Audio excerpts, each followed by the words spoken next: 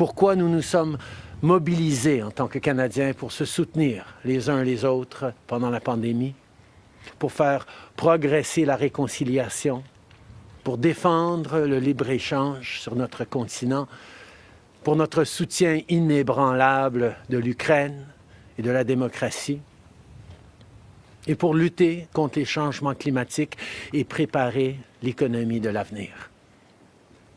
Nous traversons vraiment un moment critique dans le monde.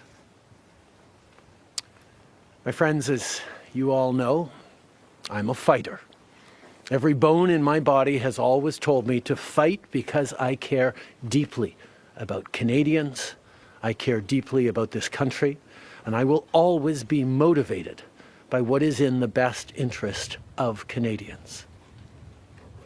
And the fact is, despite best efforts to work through it, Parliament has been paralyzed for months after what has been the longest session of a minority parliament in Canadian history. That's why this morning I advised the Governor-General that we need a new session of Parliament. She has granted this request, and the House will now be prorogued until March 24th. Over the holidays, I've also had a chance to reflect and have had long talks with my family about our future. Throughout the course of my career, any success I have personally achieved has been because of their support and with their encouragement. So last night over dinner, I told my kids about the decision that I'm sharing with you today. I intend to resign as party leader, as Prime Minister, after the party selects its next leader through a robust, nationwide, competitive process. Last night, I asked the President of the Liberal Party to begin that process. This country deserves a real choice in the next election, and it has become clear to me that if I'm having to fight internal battles, I cannot be the best option in that election. Mes chers amis, comme vous savez, je suis un fighter. Dans mon fort intérieur, je me suis toujours battu parce que je me soucie profondément des Canadiens. Et je serai toujours motivé par ce qui est dans le meilleur intérêt des Canadiens. Et le fait est que malgré tous les efforts déployés pour passer à travers, le Parlement est paralysé depuis des mois, après ce qui a été la plus longue session d'un Parlement minoritaire dans l'histoire de notre pays.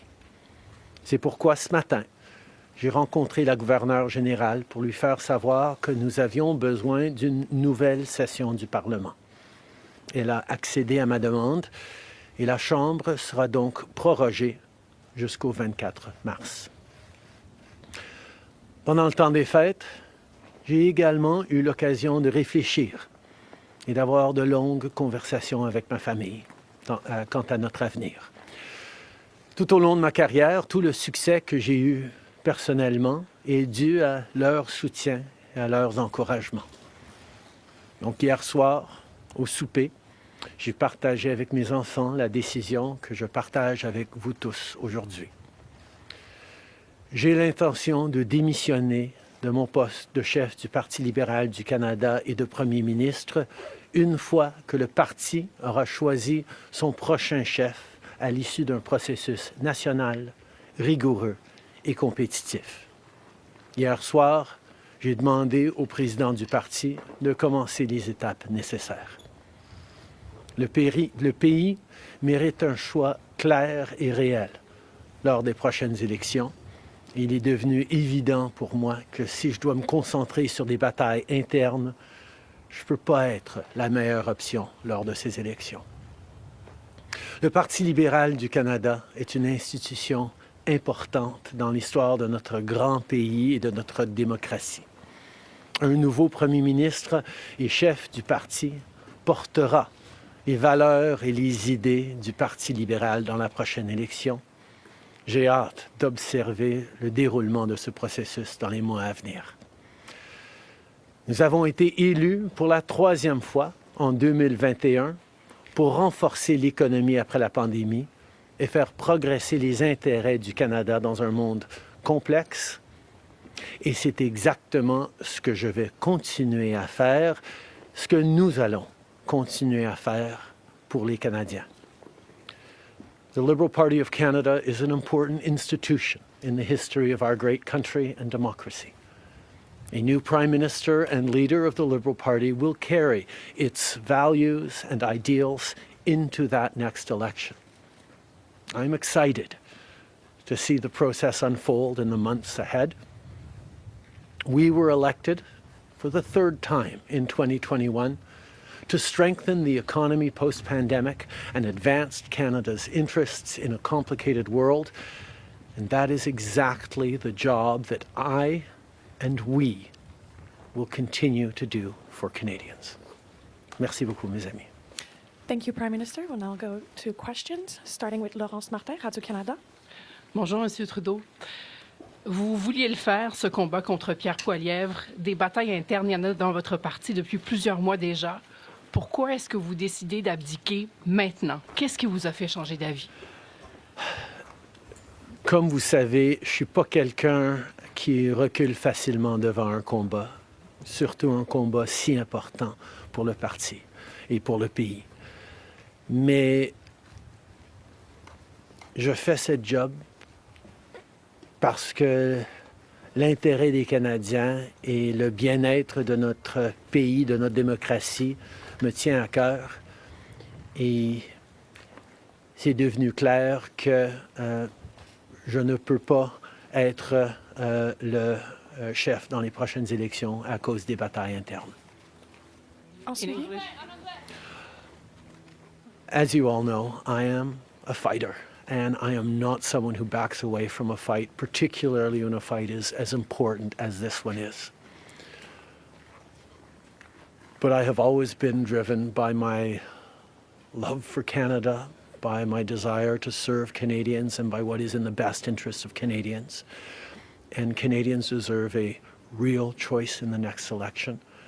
And it has become obvious to me with the internal battles that I cannot be the one to carry the Liberal standard into the next election.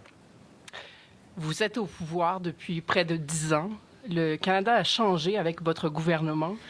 S'il y a une réalisation que vous pourriez nommer, dont vous êtes le plus fier, je sais qu'il y en a plusieurs, mais s'il y en a une, et peut-être un regret aussi. En 2015, on a été élu sur une promesse de travailler pour la classe moyenne dans ce pays. Et c'est ce qu'on a pu faire.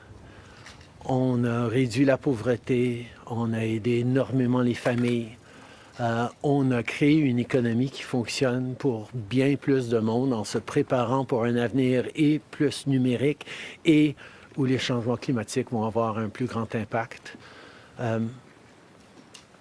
On a fait énormément de travail avec les Canadiens. Le Canada est meilleur à cause du travail que nous avons tous fait au cours des dernières années.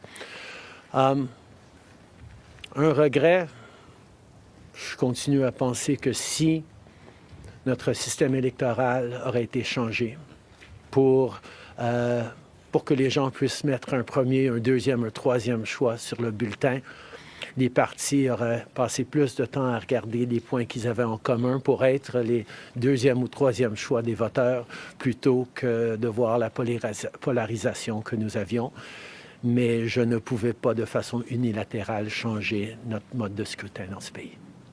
next question. We got elected in 2015 to fight for the middle class, and that's exactly what we've done over the past years. We reduced their taxes, we increased the benefits to families, we made sure the economy was focused on working for everyone and not just a few, and that has changed. That has dropped poverty rates in Canada, that has brought more people into the workforce, that has moved us forward on reconciliation in a way that has deeply improved the opportunities and success of Canadians despite the incredibly difficult times the world is going through right now. There's lots more work to be done, and I know that this party and this country and Canadians will keep doing it. If I have one regret, particularly as we approach this election, well, there are probably many regrets that I will think of, but I do wish that we'd been able to change the way we elect our governments in this country so that people could simply choose a second choice or a third choice on the same ballot, so that parties would spend more time trying to be people's second or third choices, and people would have been looking for things they have in common instead of trying to polarize and divide Canadians against each other. I think in this time, figuring out how to pull together and find common ground remains something that is really important for democracies. But I could not change unilaterally, without support of other parties, our electoral system. That wouldn't have been responsible. Prochaine question. Tonda McCharles, Toronto Star. Prime Minister, up until 3 weeks ago, you were intending to stay, and it seems that the event 3 weeks ago of Ms. Freeland coming out and saying you were firing her as your finance minister was the catalyst that brought us here today. So can you explain your side of what happened there? Chrystia has been by my side for close to 10 years now. She has been an incredible political partner through just about everything we have done as a government and as a party over the past decade. I had really hoped that she would agree to continue as my Deputy Prime Minister and take on one of the most important files that not just this government but this country is facing, but she chose otherwise. In regards to what actually happened, I am not someone who's in the habit of sharing private conversations. Chrystia a été depuis presque 10 ans maintenant à mes côtés en tant que partenaire politique essentiel à presque tout ce qu'on a réussi en tant que gouvernement, en tant que parti. J'aurais vraiment souhaité qu'elle choisisse de continuer en tant que ma vice-première ministre et qu'elle prenne un des dossiers les plus importants auxquels les Canadiens et notre gouvernement vont faire face dans les mois à venir, d'ici les prochaines élections. Mais elle n'a pas voulu. Mais par rapport aux détails, je ne suis pas quelqu'un qui partage les détails de conversations privées. You spoke about the Liberal Party as an institution and the internal battles right now, but I'm wondering if you feel that another leader will have more success than you will at beating Pierre Poilievre in the next campaign. Pierre Poilievre's vision for this country is not the right one for Canadians. Stopping the fight against climate change doesn't make sense. Backing off on the values and strength in diversity that Canada has always worked to pull itself together on is not the right path for the country. Attacking journalists, the CBC institutions, that's not what Canadians need in this moment. We need an ambitious, optimistic view of the future, and Pierre Poilievre is not offering that.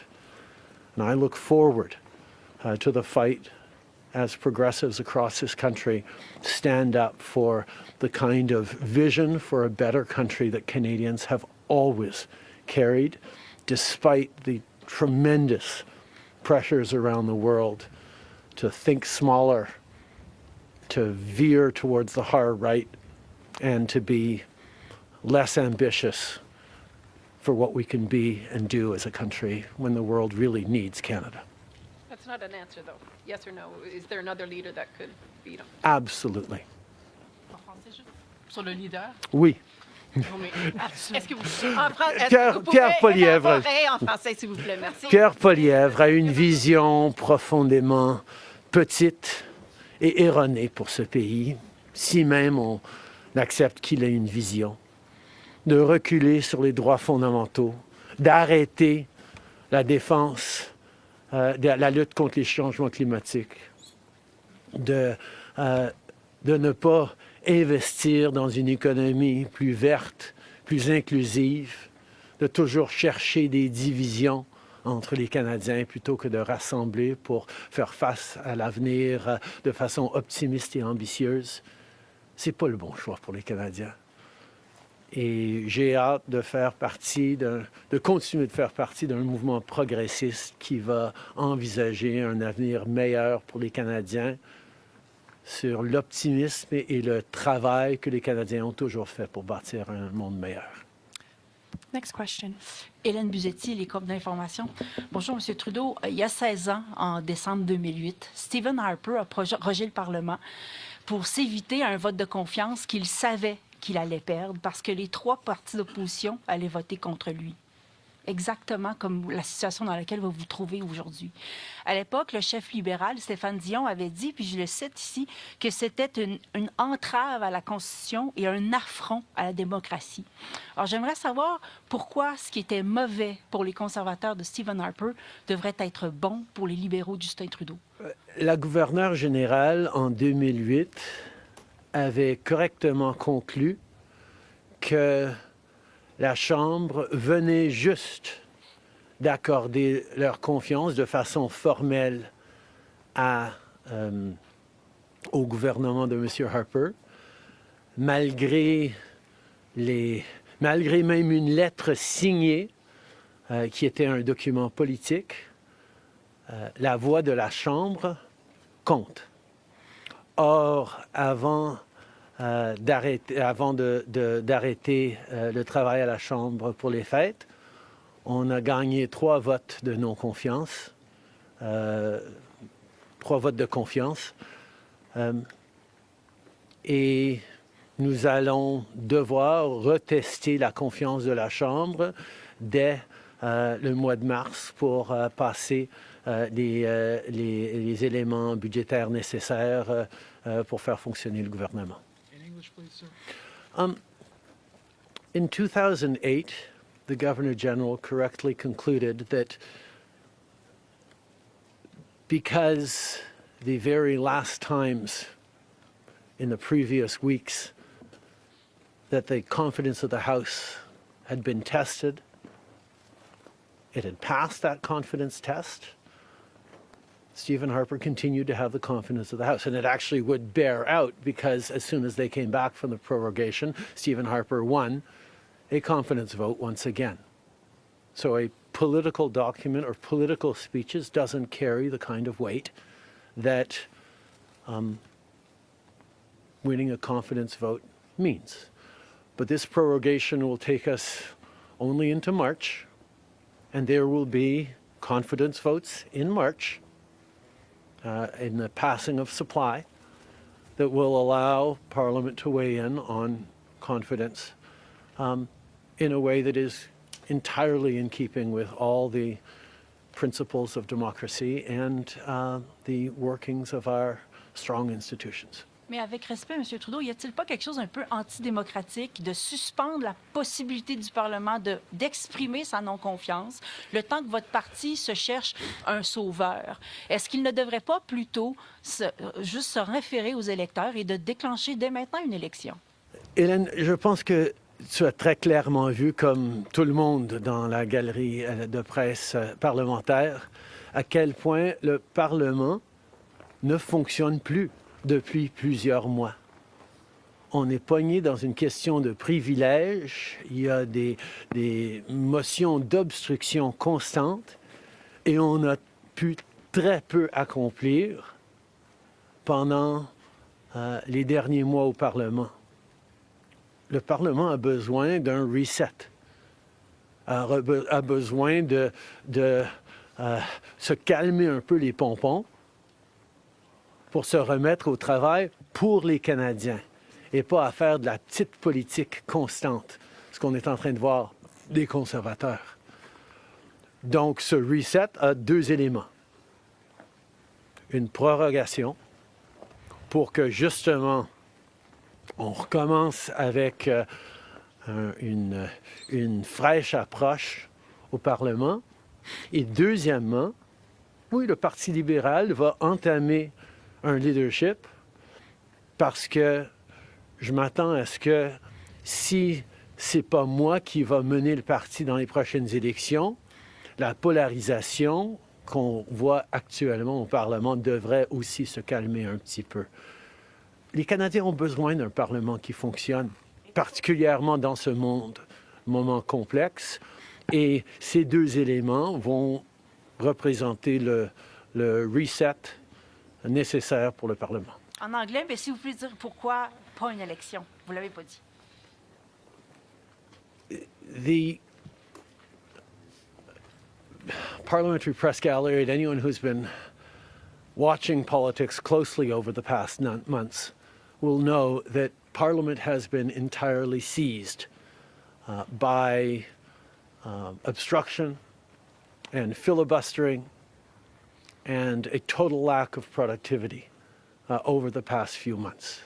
We are right now the longest serving minority government in history, and it's time for a reset. It's time for the temperature to come down, for the people to have a fresh start in Parliament, to be able to navigate through these complex times, both domestically and internationally. And the reset that we have is actually two parts. One is the prorogation, but the other part is recognizing that removing me from the equation as the leader who will fight the next election for the Liberal Party should also decrease the level of polarization that we're seeing right now in the House and in Canadian politics, and allow people to actually focus on serving Canadians in this House and with their work the way Canadians deserve. On va prendre une dernière question. Good morning, Prime Minister. Stephanie Taylor with the National Post.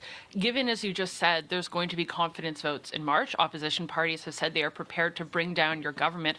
What kind of chances do you think you are leaving to your successor, given that there will only be mere weeks for them to introduce themselves to Canadians before heading into an election, potentially? I have a tremendous amount of confidence in both Canadians and in parliamentarians' interest in serving Canadians in the right way. We're in a minority government right now, and there hasn't been an active leadership in a minority government in more than 50 years in this country. And there is always going to be the challenge of having a leadership race while a parliament would face confidence votes in the course of delivering supply to the government. So this is something that we're going to navigate through, but I truly feel that removing the contention around my own continued leadership is an opportunity to bring the temperature down, have a government that will focus on the complex issues that are coming forward in the coming months, while the party gets to have a full national process that brings in people from right across the country and makes a determination about the best person to carry the progressive Liberal standard into the next election. Can you clarify whether ministers who would like to campaign for your job will have to step out of cabinet? And how can the Liberal government be in a position to protect Canadian businesses and Canadians from the threat of tariffs from incoming President Donald Trump when members of the government are going to be focused on who's going to be taking your job? The government will still, and the cabinet will still be very much focused on doing the job that Canadians elected us to do in 2021, which is fight for their interests, stand up for their well-being, and make sure that they are good and that Canadians are protected and strong. There will be a leadership process, and the rules will unfold over the coming weeks. But I can assure you that the tools and the need to stand up for Canadians, to protect Canadians in their interests and continue to fight for the economy is something that everyone in this government will be singularly focused on. Je peux souligner que, évidemment, les règles et les conditions du leadership du Parti libéral vont être discutées dans les semaines à venir, mais le gouvernement qui a été élu pour protéger les Canadiens et leurs intérêts dans un monde très complexe, qui a été élu le plus récemment en 2021, va continuer ce travail avec un focus et une emphase singulière sur ce qui est dans les intérêts des Canadiens, pendant que le parti fait ce dont il a besoin pour avoir un processus de leadership. Merci beaucoup. C'est ce qui conclut la conférence de presse d'aujourd'hui. Merci tout le monde. Merci d'être ici dans une belle journée d'Ottawa. Bonne journée.